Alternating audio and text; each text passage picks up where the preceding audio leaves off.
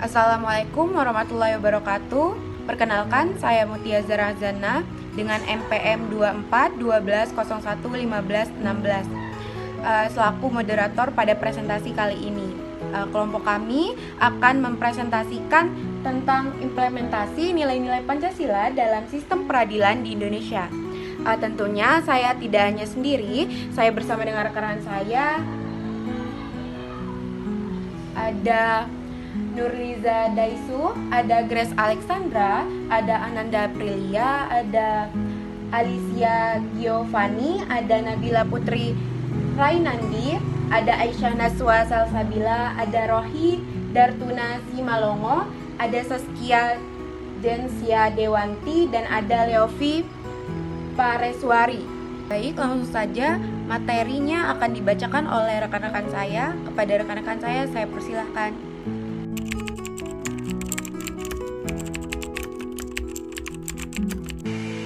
Salah satu bidang yang sangat relevan dengan implementasi nilai-nilai Pancasila adalah sistem peradilan.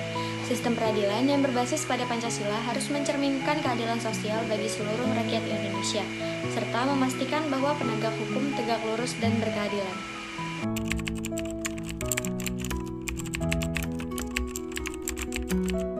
Oke, jadi rumusan masalah dari presentasi kali ini adalah yang pertama, bagaimana pengimplementasian nilai-nilai Pancasila dalam sistem peradilan di Indonesia. Yang kedua, apa tantangan dari pengimplementasian nilai-nilai Pancasila dalam sistem peradilan di Indonesia. Yang ketiga, apa solusi dari tantangan dalam pengimplementasian nilai Pancasila dalam sistem peradilan di Indonesia.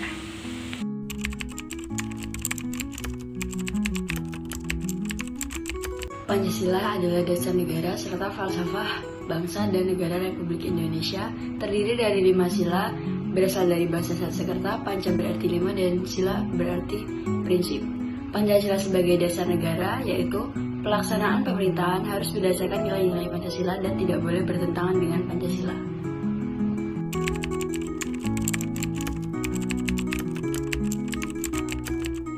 Yang selanjutnya yaitu sistem peradilan di Indonesia. Sistem peradilan di Indonesia yang pertama adalah peradilan umum yang menangani perkara pidana dan sipil. Yang kedua, peradilan agama yang mengurus kasus dalam ranah hukum Islam seperti perceraian dan waris. Yang ketiga, ada peradilan tata usaha negara yang menyelesaikan sengketa antara warga negara dan administrasi pemerintah. Dan keempat, ada peradilan militer yang berwenang memeriksa tindak pidana yang dilakukan oleh anggota TNI. Dan yang terakhir, ada peradilan konstitusi atau Mahkamah Konstitusi yang menangani sengketa terkait konstitusi termasuk pengujian undang-undang terhadap UUD.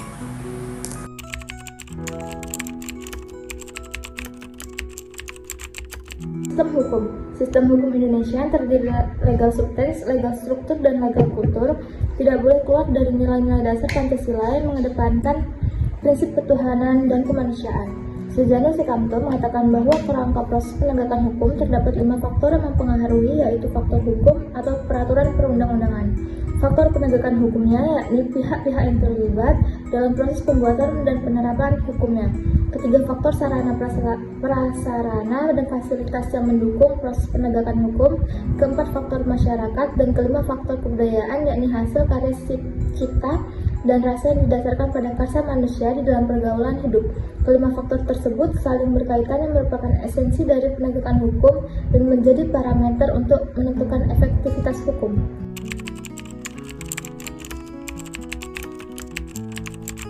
Implementasi nilai-nilai Pancasila dalam sistem peradilan di Indonesia. Pancasila merupakan landasan fundamental dalam sistem peradilan di Indonesia. Implementasi Pancasila dalam sistem peradilan dapat dilihat dalam beberapa hal, seperti penegakan hukum yang adil, menjunjung hak asasi manusia, keadilan restoratif, diversi, dan yang terakhir, keadilan dalam putusan hakim.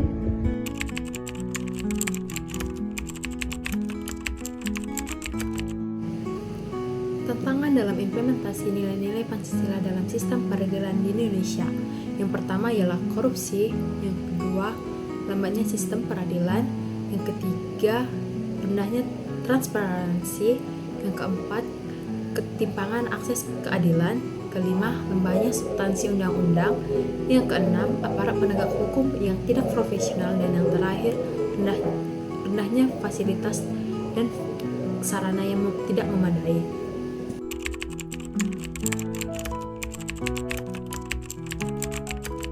Implementasi dalam Pancasila dalam sistem peradilan di Indonesia. Yang pertama, membuat pedoman bagi warga negara, penduduk Indonesia, dan penyelenggara negara. Yang kedua, melibatkan masyarakat dalam menyusun, merencanakan, dan menetapkan kebijakan. Yang ketiga, menerapkan sikap beretika, sadar hukum, dan memiliki integritas. Yang keempat, membangun semangat gotong royong. Yang kelima, mengambil keputusan musyawarah untuk mufakat. Yang keenam, membiasakan bersifat terbuka dan junjung perdamaian serta menghindari kekerasan.